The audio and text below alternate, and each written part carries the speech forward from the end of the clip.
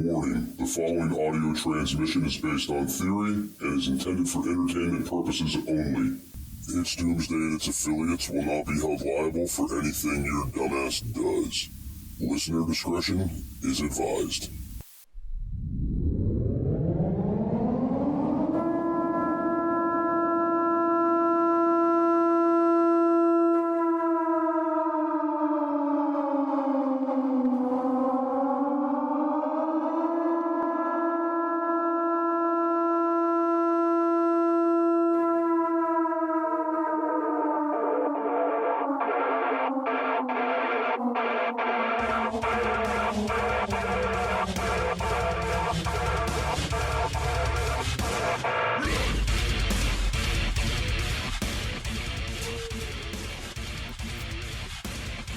I agree. I really do. And that's why I preach and hammer on the kindness stuff so much, is because we can all afford to be a little bit kinder to each other. And what I mean by that, to kind of like expand on that idea, is I think everybody can kind of relate to this in some way, shape, or form, especially if you're kind of creative. Is like no matter what you do, there's always going to be somebody who's upset with what you do.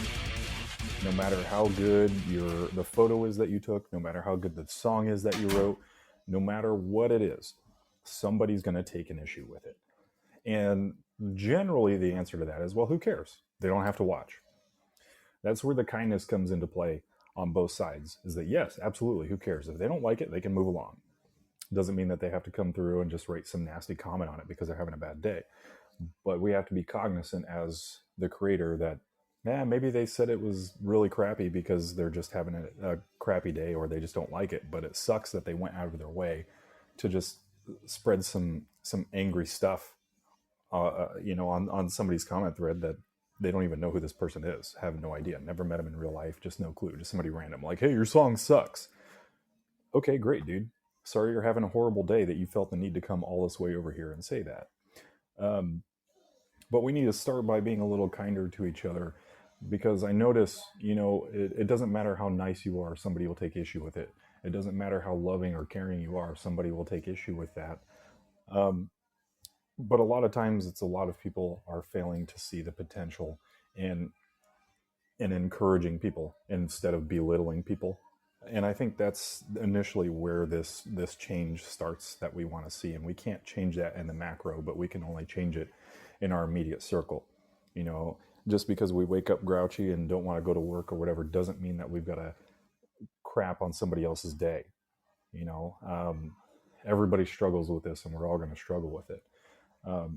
But that's why I personally am so willing to reach out and support, local creators, local businesses, people who are on that grind trying to better their lives and better the lives of the people around them who are actually legitimately doing things to make the world a better place. You have to encourage those people, because if you're so angry because the world's in a crappy spot in the first place, do you think that lashing out and hating on somebody is going to fix that problem? Or do you think that doing the opposite thing is going to help solve that problem in just a small little way? I think it's probably the encouragement thing. I agree. I mean, I could definitely see how it, going out and encouraging somebody would be more beneficial to this specific cause versus just, that's not what I agree with in, starting these online arguments and things like that. Right. Right. And as far as supporting, I don't know any local creators, but as far as supporting local small business, I'm like 100% right there with you. Right. Sure. Because again, these big corporations that are at play over everything are partially what's destroying this country. Right. Yeah. And it blows my mind. A thing that I think about a lot is that, people will complain about like their food order that they got from Wendy's being wrong, but they continue to go back. But if they go to like a small local business that's not like a corporate chain and one thing is wrong with that, or the price is a little bit too high, they'll complain about it and never go back, or just won't go at all because they heard somebody's comment. That blows my mind, man. Dude, we experienced that at the restaurant when we first opened up. We literally had like probably the cheapest prices in town, right? Because that's what you do. You open up your doors, you start out really, really cheap. You assess your needs and you adjust your prices accordingly, right? Sure. So we had people coming in and complaining, I can't believe a cup of coffee is more than $1 here. I can't believe this. I can't believe that. You want $4.99 for 2 eggs, toast, and bacon. And it's like, well, you have no problem going and dropping, $15 at McDonald's for something similar, though. You don't have an issue with that. Right. That's okay. And you won't argue, and you'll keep going back, right? Mm-hmm. Mm-hmm. And I mean, I don't know why people have got on this kick where they feel the need to attack small business. I don't understand it. To me, it's, I don't know if it's like a subliminal thing. Like you think, oh, this is not a big corporation, so I can run my mouth. Like they don't have corporate attorneys. They don't have a bunch of staff. Like, I can do whatever I want. Is that maybe the mentality people are developing? That kind of seems to be one of those mentalities that's done by design, dude. I mean, look at all of your TV shows these days. I don't really watch much TV, but like I got a smart TV now with like 500,000 channels on it, and most of the shows that are on there seem to be something that's full of debate or full of people hating on each other. Like I saw some like Basketball Wives show, and all it is just a bunch of actors who get together and create fake drama. Just like Road Rules was, just like Jersey Shore was, just like any other show like that is. It's designed that way. But look at places, let's look at this, for example. I get it. Think whatever you want about China, sure. But look at their version of TikTok versus our version of TikTok. Our version of TikTok is basically everybody talking crap about such and such. Ooh, so-and-so said this, so-and-so said that. I'm going to call you out in a video. I'm calling you. Ooh, I'm doing the... We see all this dramatic, stupid stuff that nobody really wants to watch. Some people really get enthralled in the drama by design. But Chinese version of TikTok, they put emphasis and prop up people who are creating things, people who are engineers and scientists and mathematicians who are solving issues, who are actually creating things that are going to benefit society. And these are the things that are propped up versus the exact opposite that's propped up here. And then all of a sudden we have this divisiveness with China for one reason or another. But one of those reasons that they're becoming a superpower is because they are heavily working and investing in the people for all of those STEM programs that we talk about, science, technology, engineering, mathematics. And these are things that are benefiting them as a society and as a whole. Granted, they've got 10 times more the amount of people than we do, but still, that emphasis is very heavily on doing and creating. And our emphasis seems to be on ego and hype and, just listen to our music. Our semblance of reality is really revolvent around the music that we choose to listen to as a populace. And we cancel songs like Baby It's Cold Outside while simultaneously 2 months on the top charts. WAP was being sung at the same time, and that was propped up and not canceled. Says a lot about who we are as a society and what we're investing in, does it not? I'm just wondering, if they're not hiring specific like cancel people. Like let an influencer go out there and say, I'm offended and this sucks, to kind of sway the populace. Of course. And I mean, that's, we saw the story in the elections with all the celebrities coming out bashing Trump, who never had a political thought in their entire lives. But now all of a sudden they know everything about politics and they hate this man with a passion. They're actors, dude. I know. But no, I mean, that's really what this is boiling down to. I mean, we're all brainwashed. Well, not all of us, but a majority of us are brainwashed. And we are taught what to think, what to believe, and basically how to live our lives in this shitty system. Right? Operation Mockingbird, dude. It's a real thing. It's a real thing. It happens every day. It's just the new propaganda. It is. And so what I wanted to do at this point of the show, I mean, we usually wait a little bit to have people call in, but I did want to get Raccoon in here, and I did want to get his thoughts on some of these things and hear him talk about the water supply. Now he's bringing up the Mockingbird mentality as well. And we're going to give Raccoon's a little bit long-winded, so we're going to give him extra time than we normally would. So Raccoon, if you want to call in, dude.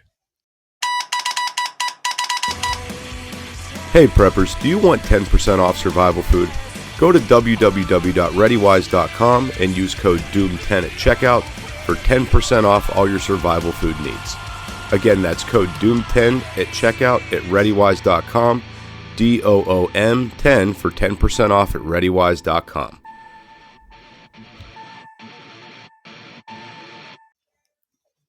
There he is. Hey guys. Hey man, how you doing? Well, I'm doing pretty good. Freezing my butt off. It's like minus 20 wind chill here. Jesus, that's cold, man. Really bitter cold here. Anyway, So- getting to the municipal water sources. Okay, I found out talking to a few people who worked the municipal water sources and the sewage treatment plants, because I had to deal with both of them at the time in my business. Got to know them, and they told me some of the secrets that they have. Like here where I'm at, we have a river that runs just east of the town, and upstream is a sewage treatment plant. Downstream is a water intake for the municipal water. Now, they have to purify it to a government standard, which means they don't get everything out of the water when they dump it into the river after it's been treated. And that goes right down and gets sucked up into the intake. And then they only have to purify it to a certain level. And 90% of the stuff that's not being brought out chemically is chemical toxins that's already been dumped down the toilets and the sinks and stuff. I mean, people don't realize you shouldn't dump transmission fluid down the toilet because it can't go through the filter and get cleaned out. Medications, shoe polish. When people dump shoe dye down, that doesn't go out. So you're saying 90% the of transmission the stuff fluid won't help my toilet flush better? Well, it helps you. It helps it last longer, put it that way, huh? Takes and lubricates that seal for you. That's what I'm talking about. Yeah, lubricate the seal, keep the water in the tank until needed. Nothing's worse than a dry, rotted bulb. You know, I mean, this damn thing will leak, your water bill goes up. Exactly. So one thing I just thought of though, what about all the chemicals we put down the drain, like the Drano and the drain crystals and all these different things to stop the clogs? Yeah, that's what I was getting ready to get to. Our cleaning products are just as bad as Drano. I mean, if you're sitting there taking the easy off to your oven, you wipe it out, you rinse it out into the sink, and then you flush that water down the sink drain. It goes in there. It's highly toxic. It's a neurotoxin. Drano is bad. Any kind of acid you pour down the toilet or down the drain are bad because of the simple fact that they're acidic, and it changes the pH at the water treatment plant. In the water treatment plant, they have to have a certain acidity to the water treatment. Okay, they try to filter out a lot of the acidic stuff in there so it don't kill the fish in the river, but it does. And everything we throw down the sink, even our soaps, are hazardous to the wildlife. It's going into the water. The water's going down to the Yellowstone River, which ends up in the Missouri River, which ends up in the Mississippi, and down it all the way down the Gulf of Mexico. Water takes the avenue of least resistance. And if you have water treatment plant at one end and then downstream you have water intake, that one only has to purify to a certain level, which allows a lot of chemicals to get back into the water system. You know, you might want to look at putting a water purification system in your house, like maybe a reverse osmosis. But at the same time, when you do something like reverse osmosis, you're taking all the chemicals and you're taking all the minerals and all the vitamins that might be in the water, are being sucked out of it before you can drink it. So therefore, you're drinking sterile water mostly. You know, it's nothing. And that was going to be my legitimate question. Is, I mean, you want the good existing minerals in the water, and I was going to ask if reverse osmosis removed some or all of those. Removes all of it. So that it seems like it would kind of be like I guess a catch-22 there. I mean, and on one side you don't have all the harmful chemicals, but you're also not getting the benefits out of it either, right? Yeah, you have to have the calcium and the potassium and the iron that's in the water, a little bit of each one of them in there, and that helps your body function. Right. But when you have something like a reverse osmosis, or you're using distillation in your house, and I've set up distillation purifiers in houses, and it's basically boiling water and collecting steam, drying or cooling it and making water out of it. Very slow process. But all that stuff goes against it. We wouldn't need that if we didn't dump our sewage. And like here, where I have a lot of farm equipment on these ranches around here, and they blow a tire, all that fluid inside the tractor tire ends up in the irrigation, goes out to the river as it drains out of the field. You know, all this stuff that we've got, that we have in our system, ends up in the water. Sooner or later, it poisons it. And there are places where there are no fish because it's just too poisonous for them. Also, a lot of dead animals try to drink the water and they die. So you could definitely, I saw Kylie's comment in there about adding the minerals back into the water. If you do reverse osmosis, you can buy trace minerals online and you can add them back into the water. Yeah. There are people when that you do buy that. If you buy trace minerals online, research where they're coming from, because you might find out that they're not coming from the ground. They're coming from chemical byproducts. You know, calcium in milk nowadays is a pseudonym. They're taking the calcium and dividing it down into a bromide or a hydro. Can't even say the word. Hydrolyzed calcium, and you're not getting the full benefit of calcium. So bread used to have calcium in it, but they stopped grinding bones down when they slaughtered cattle and pigs and drying it, adding it to the flours and stuff. So now they use a chemical calcium in all your pastries and breads. Unless you're making it yourself, you will not get the calcium and the minerals that you need in it. It's like the vitamin D in milk. They added vitamin D in milk. The vitamin D is a compromised element from the oil industry. Okay. There's 14,000 different chemicals they use in the oil industry byproducts after everything's been made, and the sludge pond is full, is piped to the companies that produce everything. Plastics. You know, everything. On that note, I've been seeing a lot of things lately that are tying oil companies right back to pharma because they're utilizing all these petroleum byproducts within the medications and stuff now. Big Pharma gets their chemicals from the oil industry. So does the chemical corporations like Dow, Monsanto. They get their chemicals from the oil industry. What the medical industry doesn't want goes to them, and so on and so forth until it's all used up. So if we didn't, we'd have sludge ponds around every damn oil refinery, and they'd be the size of the Great Lakes. You know, they'd be gigantic oil sludge ponds that they can't use. But back in the 20s, Rockefeller pulled his scientists together and said, break this stuff down. We can't keep it on hand. What can we do with it? World War II, we had plastic.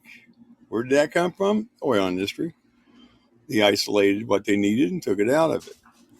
Medicine, all the ingredients in your pills, your injections, your IV fluids have all got some of this stuff in it. One of the big things they've already told us about since I'd say the 80s is mercury. Mercury's bad for you. It causes cancer. Why are they putting it in the vaccines?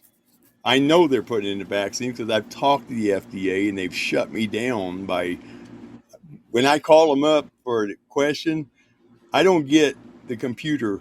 I get a frickin' busy signal. You can't get a busy signal on a computer generated phone system unless you're blocked.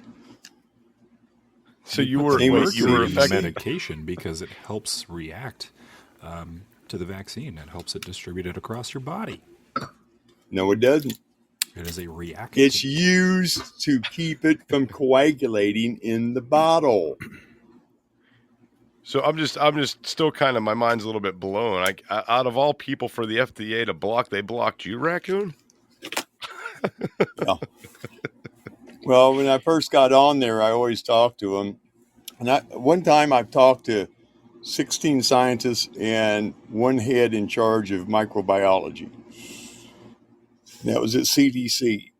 And I got to talking to them. First thing they asked me, "Are you a doctor?" I said, "No, I'm retired."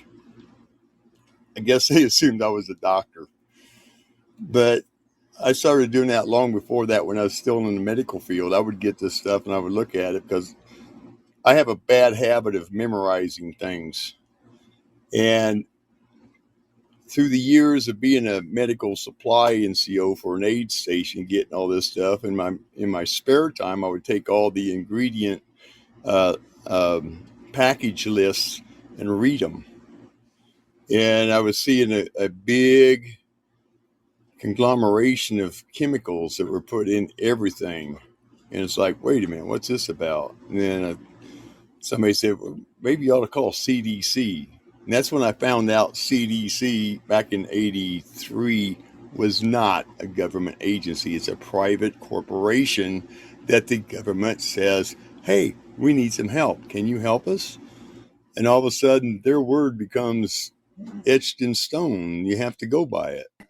But they're not a government agency that can force you to do squat. See, that's how That's you get why your bag. You Rockefeller, create a when he fake started three-letter the agency.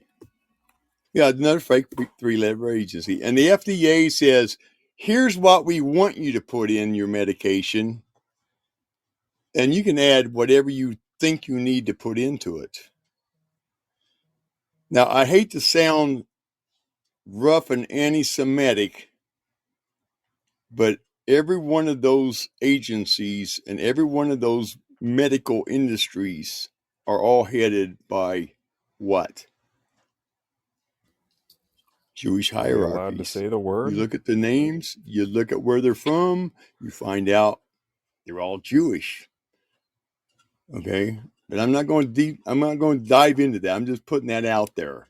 I found that to be synonymous for the last 80 years.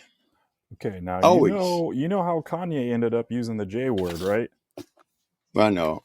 You be careful with that. Some platforms I can't even put in comments on. They've blocked me out. My comments don't go on.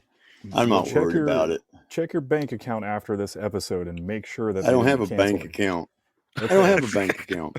Check your contracts if you have a contract with Adidas or anybody, and make sure you're still good there too. Yeah, I keep an eye on that one contract I have with the mortgage company. You know, to keep the mortgage company happy. But there's so many things that if people were to just sit down and pick one subject that they're interested in finding secrets on, the information's out there. I mean, I've talked to guys, I've been associated with people in the medical industry, in the chemical industry, in water sewage treatment and water purification industries municipally. I've also been with a couple of scientists who literally left 6 and 7 digit salaries because they said, no, I can't do this anymore. This is wrong. And I sat down and talk with them and they show me, they don't tell me, they show me the information. Here, read this. This came from the head office. Here, read this. This came from associate scientists from an outside company. And here's some things I got from a lab that I sent some samples to.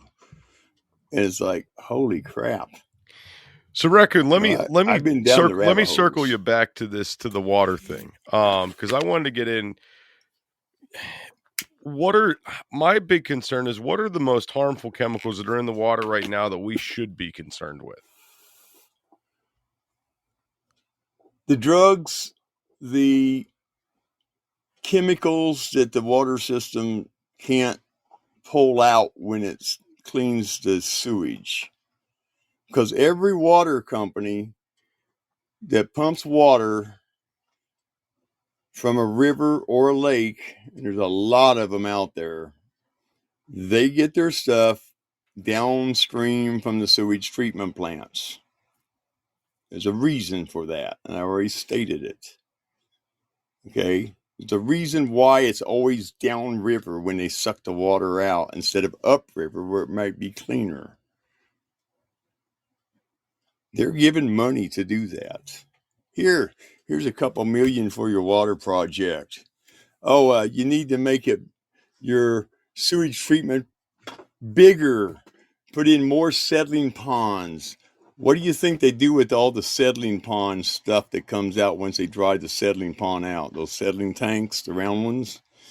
They take it out and they contract somebody to haul it out to give it to the farmers to use for fertilizer. Put it on their fields. Listen, don't expose That's my pretty bag on here. ground. Goes down into the waters. It goes down into your upper levels of water. Your surface water, your subsurface water, which is anywhere between 30 and 90 feet below the surface water.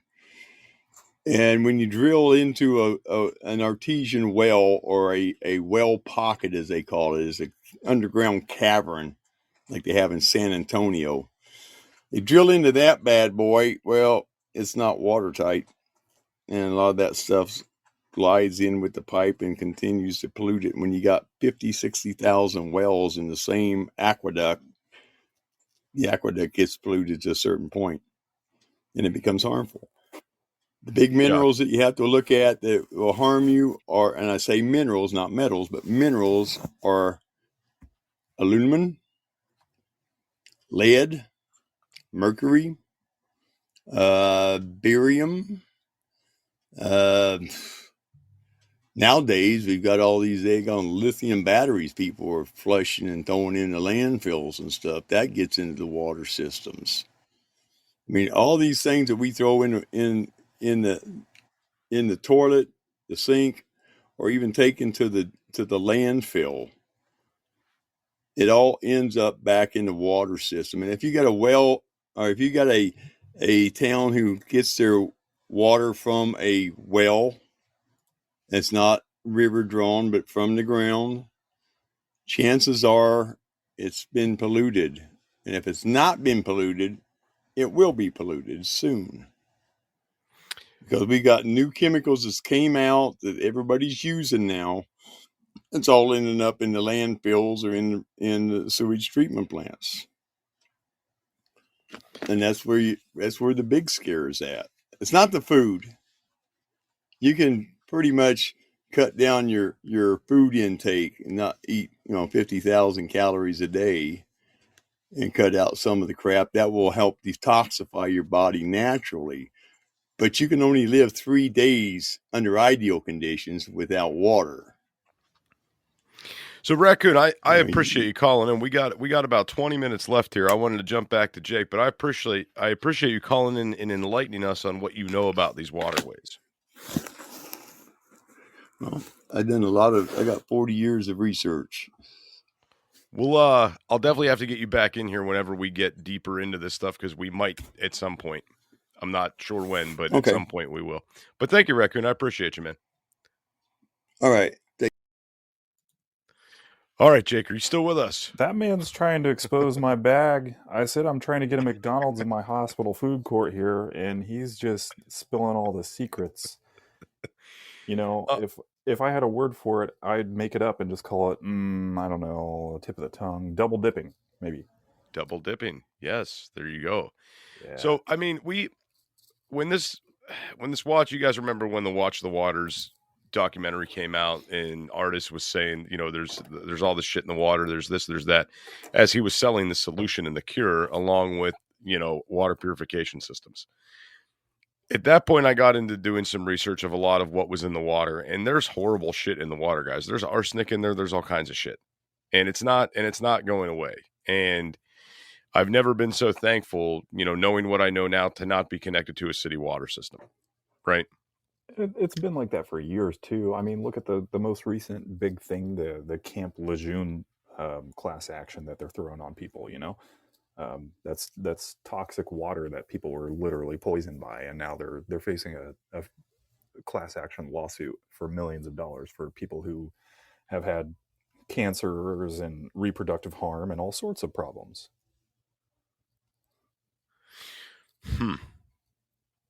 You know, more things like this are going to be coming out, I'm sure.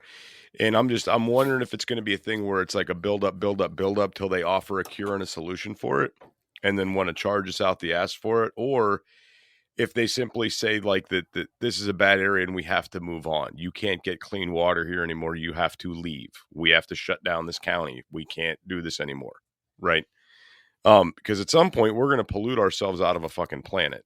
It's going to happen. I mean, I'm not some, you know, one of these like hippie people that are like, you know, we need to do everything right. Everything needs to be recycled, this, that, the other. I'm not that guy, but I do see the destruction that we're causing. Yeah.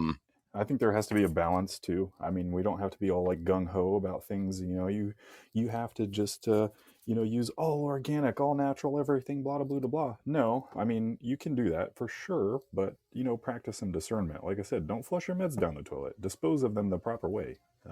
You know, you can take them to your local city or county. You know, take them to the city police station, take them to the county sheriff's department and say, hey, I got some meds I want to dispose of. They will take them and dispose of them the proper way. And they're licensed to do that. And they can, and they will do that for free. It's a free service offered to you. Very good information to know. Yes. So, I mean, typically I would just, you know, I would just throw them in the trash. I don't know what they do at that point. How they dispose of them. The waterways, man. It just goes to the landfill. I guess that's a good point. Yeah. I wonder if burning them would be a viable option. I don't know. I don't know about that one. I'll have to look into that. I don't know.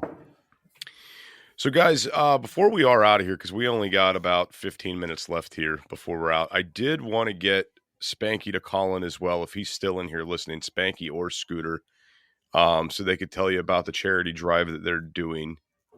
If he's still in here, I don't know if he's in here or not. Because he knows more about it than I do. Agent of Chaos. I'd love to hear from him. He is an agent of chaos. But if he doesn't call in, I'm just going to tell you guys about it, what they got going on. So on the Beans and Weenies show, Spanky got hooked up with this church, and they're doing a drive there for the less fortunate kids. They have a goal set of $500. They're trying to get to help these children out. And this isn't for toys or candy or junk like that. These are literally, you know, less fortunate children that are just like, hey, I need a new coat. I need some socks. It's cold out. I could really use a hat.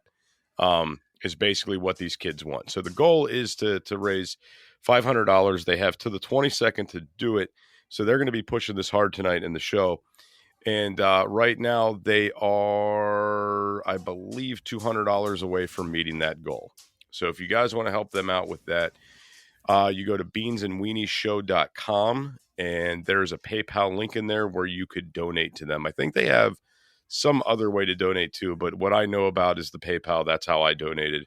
So I did it too, guys. I'm not just, you know, over here preaching. I threw in $20 to help the cause. And I mean, if you can't, I mean, this is this time of year is tight for everybody. I get it. So if you can't do it, don't feel bad. But if you are capable of doing it, throw the kids $5 for a sock. You know what I mean? That's it. And Spanky, I don't even think is in here anymore. So being that he's not in here, that's fine. I'm going to put the link for if somebody could drop a link for, I might be able to do it from my phone. Hold on.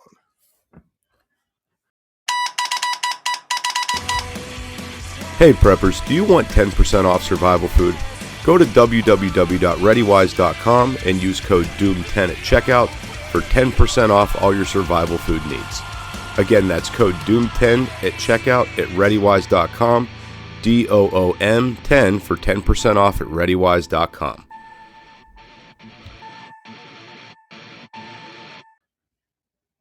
I think I'm going to drop them $10 so they can have 2 socks, one for each foot. There you go, dude. That's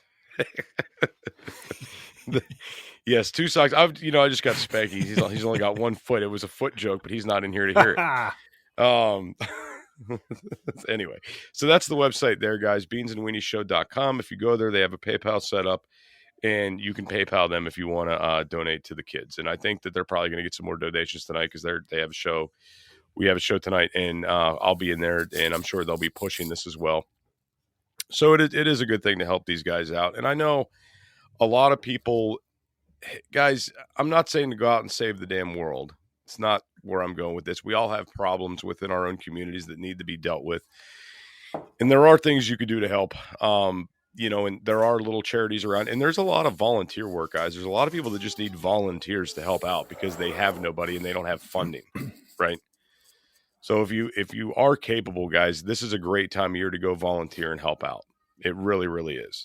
And Correct. if you are a person, and I know it's not, if you're a person and you're sitting there and you got a lot of canned food at home and it's stocked up and you don't get to the stuff and it always ends up expiring, this and that, guys, there's tons of food banks out there that need food this time of year as well. Right. It definitely helps. I'm going to go to my local radio station tonight after my workout and build some cat houses for the cold snap we have coming up that will get donated to people. You're building cat houses? Yeah. Like for felines? My local radio station, they promote animal sanctuary stuff, and they very much put a lot of causes for various pets, and they are building a ton of pet homes for animals who are outside or whatever that you don't want them to freeze and die a very painful death, because it's supposed to get down into the negatives by this weekend. I think Thursday it's supposed to be like -7, and then it's supposed to be windy, so it's going to be more like -15. And that's cold for pets too, even though they have fur coats and stuff. They're still going to get cold. But yeah, they're making a bunch of cat houses for people, and they're going to donate those to people who need them. Yeah, I've been hearing about this cold snap coming, and that's pretty cool, dude. I've never heard of anybody making cat houses before. So That's pretty cool. You think of dog houses, bird houses, not cat houses. Yeah, but they're begging for help. They don't have anybody, but a couple friends of mine run the local radio station, so I'm going to pop in and be a surprise. Let's build some cat houses. That's awesome. I'm actually a little bit jealous. No, but that's good though, man. That's, and everybody needs help right now, and everybody needs food right now. And a big struggle that we see this time of year is parents are caught between buying their kids toys and putting food in the pantry. This is a very, very difficult time of year for some people, right? Mm-hmm. And that's why I'm saying, if you have things you can donate that are going to be expired if you don't get to them, or it's just you have an overabundance of stuff and you're like, hey, I'm totally capable. There are literally food banks everywhere. They are not in short supply, and they can all use the stuff, right? And I'm not saying to go out and drain the bank account and go broke helping out, but everybody can do a little bit of something to make somebody's existence a little bit better this time of year, because it's hard for people, man. And it's only getting harder. The way you're paying basically double at this point for the same thing. People were already stretched out with their paychecks anyway, and to make matters worse, now they have to figure out how to stretch it even further. Right. And, the other thing is I think that, and nobody's saying it, I've been saying it, but this has been a financially hard year for a lot of people. Okay. It has been, with the cost of goods going up, paychecks not going up, people being forced out of work, and just everything on the rise. A lot of people are struggling this year very badly. All right. And and I'm like, in my area, I'm watching the homeless population drastically increase. And we don't even know where they're coming from. There's a ton. They're just in your community, man. There are people. there are people now, it's becoming a very big problem. Wonder why it's not reported on more, but more common, people 9 to 5ers like ourselves are finding it hard and asking for help. And in hard economic times, food pantries really struggle. So if you've got a little bit extra, donate to your local food pantry. And yeah, and that was something I was going to bring up too, man. So I drive past one every day, right? There's a church not far from where I live, and they have the outdoor pantries there. So I drive past it almost every day, and I look just to see if it's full, what's in there, what's not. And I've noticed driving by it recently. I probably haven't taken anything there in maybe 2 weeks, I think, and I've noticed it's looking pretty sad. It's looking pretty sad over there. So I'm probably going to end up swinging down there before Christmas and dropping some stuff in there, maybe like the day before on Christmas Eve, so somebody can get some stuff out of there, because I have stuff. I know I have a ton of stuff that I can take down. Right. Yeah, I even considered making just some freestanding, donation boxes. Thought about looking into it. It might be a good idea for some people out there to consider, if they've thought about it, to put some just freestanding, something that you can just put down and take it away when you need to, donation boxes just around town that people can get to and let them know they're there. There are a few in our town, but there's not enough. There are a lot of people who need some help, but it's becoming a not so much a taboo thing anymore to see people struggle, and you yourself might be struggling now, and having to swallow your pride, so to speak, because you've never been in that position to need or ask for help. Don't be afraid to.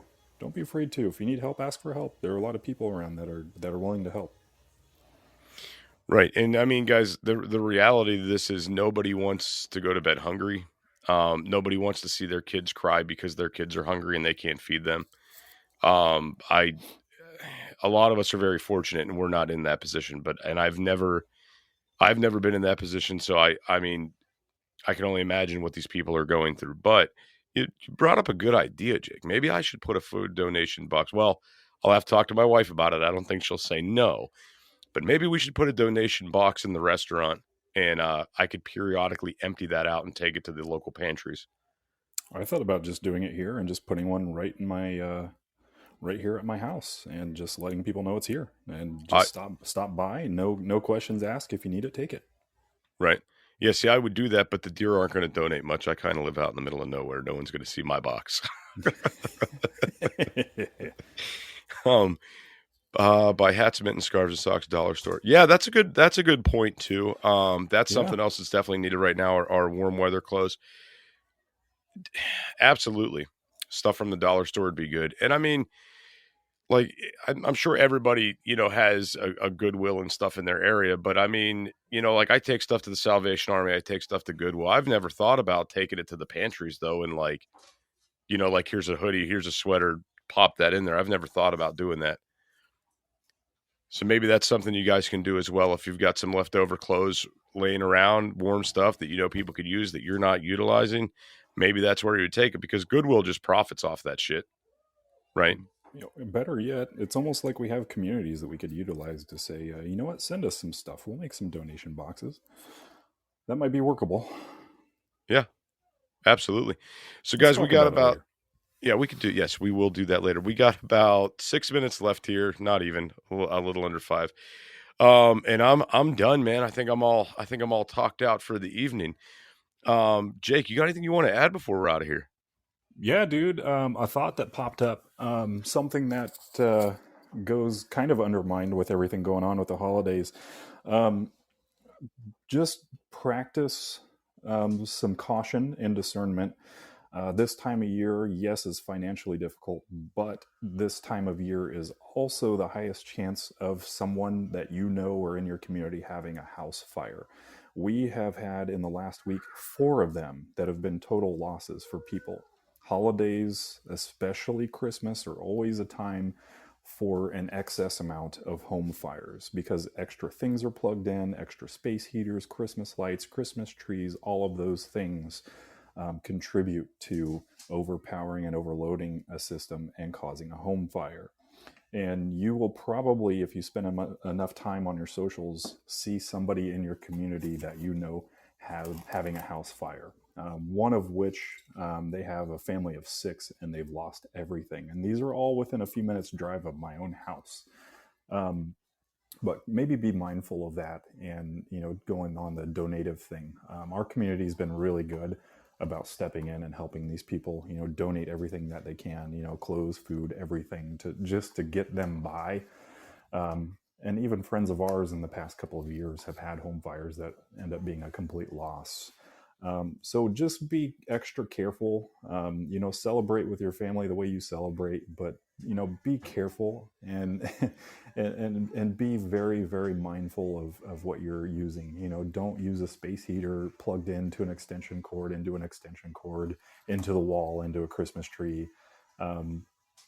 Just practice. Please be careful. That's all I'm saying. I just want to remind people of that. Absolutely, guys. And this is also the last live we'll be doing before Christmas. So in case we don't get to talk to you guys, Merry Christmas, or whatever you celebrate this time of year. I'm still going with Merry Christmas. Yes, don't Clark Griswold your house. But yeah, Merry Christmas. Everybody, you got to be politically correct and say Happy Holiday. It's whatever, dude. It's Merry Christmas. This is our customary tradition. This is what we say to people. Happy holidays, Merry Christmas. However you celebrate it, happy whatever. Let's not get caught up on the semantics. I just hope that you guys have a great end of the year and a strong finish. And if you have resolutions, start them now. Don't wait till the end of the year to start them. Start them now. There you go. All right, guys. On that note, we're out of here, man. Thank you, everybody, for coming in. Jake, thanks, man. Have a Merry Christmas in case I don't talk to you, bud. Oh, you will. You'll see me before. Yeah. Either way, Merry Christmas, man. I hope you guys have a great time and good family time together. Absolutely. Have a great night, everybody. See you guys.